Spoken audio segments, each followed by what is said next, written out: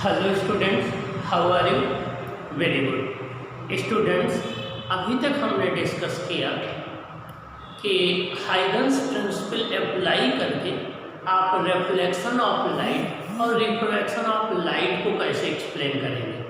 अब हम स्टडी करेंगे कि जब भी कोई प्लेन वेव फ्रंट किसी प्रिज्म पर या किसी कॉन्वेक्स लेंस पर या किसी कॉनकेव मिरर पर इंसिडेंट होता है तब उसका बिहेवियर कैसा होता है।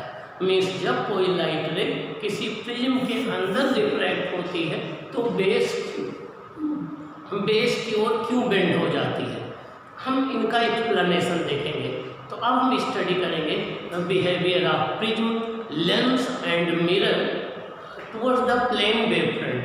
मीन्स किसी प्रिज्म का, लेंस का और मिरर का बिहेवियर कैसा होता है एक इंसिडेंट प्लेन वेव फ्रंट के लिए।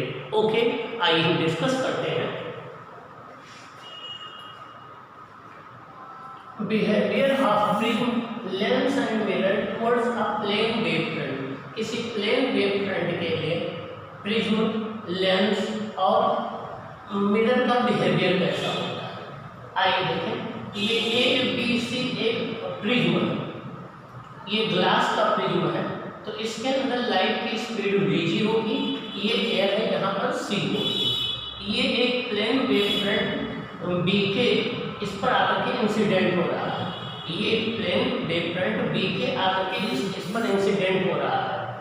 अब और ये इमर्जेंट वेव फ्रंट आपका CD है। अब BK वेव फ्रंट के हर एक पॉइंट को CD तक पहुंचने के लिए इस वेव फ्रंट का जो पॉइंट यहाँ बॉटम में होगा वो ग्लास के अंदर सबसे मैक्सिमम डिस्टेंस ट्रेवल करेगा। और जैसे जैसे हम ऊपर की ओर जाएंगे वैसे वैसे वेव फ्रंट के इस पोर्शन को ग्लास में कम थिकनेस ट्रेवल करनी पड़ेगी। सबसे बॉटम वाले पोर्शन को सबसे लीस्ट डिस्टेंस ट्रेवल करनी पड़ेगी इमर्ज होने के लिए, और ग्लास के अंदर स्पीड कम होती है, इसलिए इस वेव फ्रंट का जो बॉटम पोर्शन होगा वो देर से इमर्ज होगा, जो आपका टॉप पोर्शन होगा वो पहले इमर्ज हो जाएगा। यहाँ पर एयर होती है, यहाँ पर स्पीड ज़्यादा होती है, तो ये डिस्टेंस ज़्यादा ट्रेवल करेगा, ये कम ट्रेवल करेगा। तो जो इमर्जेंट वेव फ्रंट CD होगा वो इस तरीके से टिल्टेड हो जाएगा, वो बेस की तरफ बेंड हो जाएगा। इसीलिए जब कोई लाइट रे प्रिज्म के अंदर जाती है तो बेस की तरफ वो बेंड हो जाती है। ओके, आइए देखिए कैसे एक्सप्लेन करेंगे। अब प्लेन वेव फ्रंट BK, ये BK प्लेन वेव फ्रंट है, is incident on A prism, एक प्रिज्म पर इंसिडेंट हो रहा है। एंड CD, ये CD is the emergent wave front, CD जो है वो इमर्जेंट वेव फ्रंट है। Different parts of primary wave front travel different thickness of glass prism. Different part of primary wave front travel different thickness of glass prism. इस wave front के जो different part है इस glass के अंदर जब travel करते हैं तो अलग अलग डिस्टेंस मूव करते हैं। जो इस वेव फ्रंट का सबसे लोएस्ट पोर्शन होगा ये सबसे मैक्सिमम थिकनेस ट्रेवल करेगा, बीच वाला कितनी डिस्टेंस ट्रेवल करेगा, सबसे ऊपर वाला सबसे कम डिस्टेंस ट्रेवल करेगा, तो बहुत ही जल्दी यहाँ इमर्ज हो जाएगा। Maximum at the bottom and minimum at the top, means सबसे मैक्सिमम थिकनेस यहाँ बॉटम वाले पोर्शन को ट्रेवल करनी पड़ेगी, सबसे मिनिमम यहाँ टॉप वाले को ट्रेवल करनी पड़ेगी।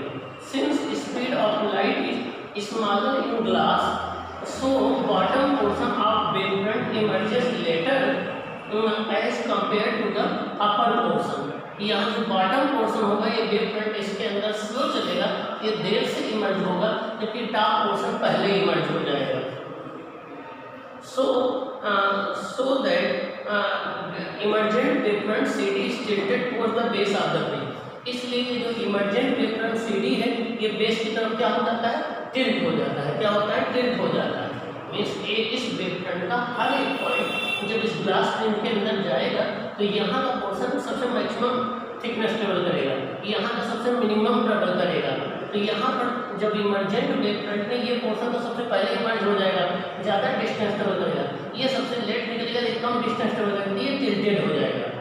Okay, according to Huygens principle, the time taken from one wave front to other is same along any path।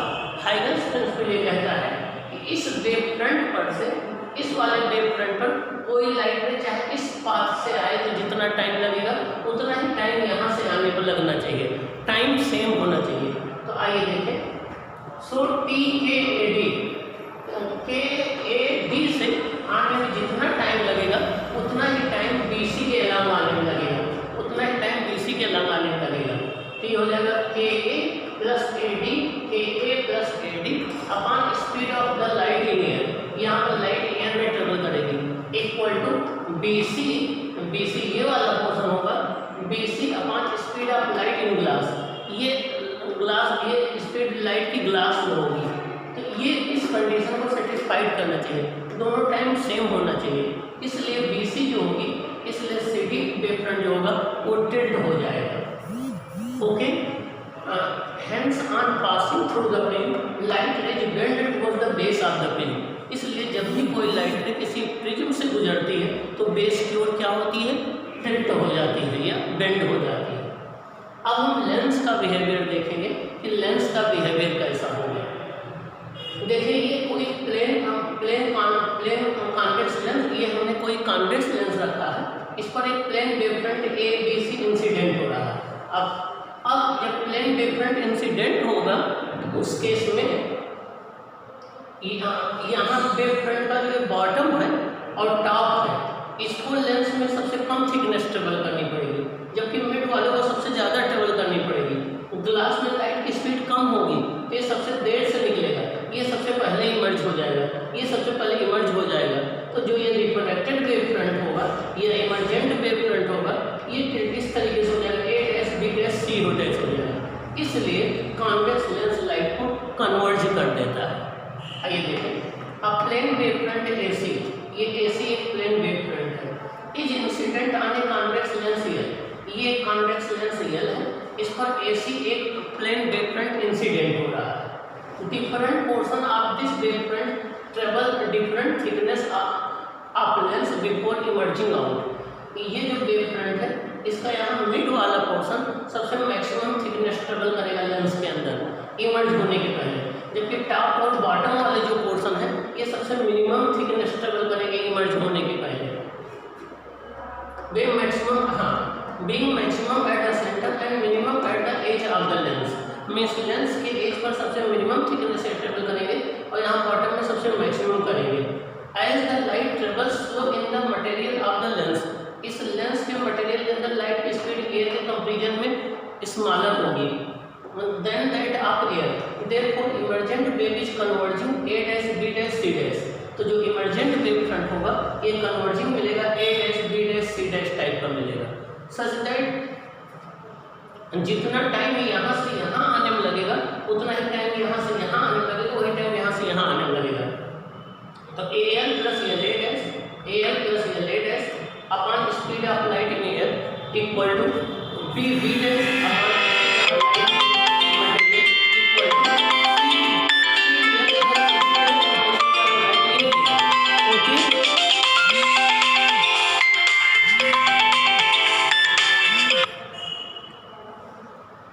अब हम देखेंगे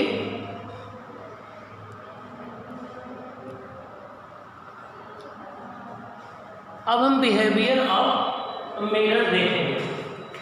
अब plane wave front A B is incident on a concave mirror, ये कोई एक concave mirror है, इस पर एक प्लेन वेव फ्रंट देखिए ए बी इंसिडेंट हो रहा है। अब plane wave front A B is incident on a concave mirror with pole P, इसका पोल क्या है P। अब यहाँ पर ये जो प्लेन वेव फ्रंट है इसमें सेंटर को यहाँ तक पहुँचने में सबसे मैक्सिमम डिस्टेंस ट्रेवल करना पड़ेगा तब ये रिफ्लेक्ट होगा, जबकि यहाँ टॉप पोर्शन को बॉटम पोर्शन को सबसे मिनिमम डिस्टेंस ट्रेवल करना पड़ेगा और तब ये रिफ्लेक्ट हो जाएगा। मीन्स यहाँ टॉप पोर्शन वेव फ्रंट के अपर पोर्शन को कम डिस्टेंस ट्रेवल करना पड़ेगा रिफ्लेक्ट होने के पहले, इसको भी कम डिस्टेंस ट्रेवल करना पड़ेगा रिफ्लेक्ट होने के पहले, जबकि इसको मैक्सिमम डिस्टेंस ट्रेवल करना पड़ेगा रिफ्लेक्ट होने के पहले।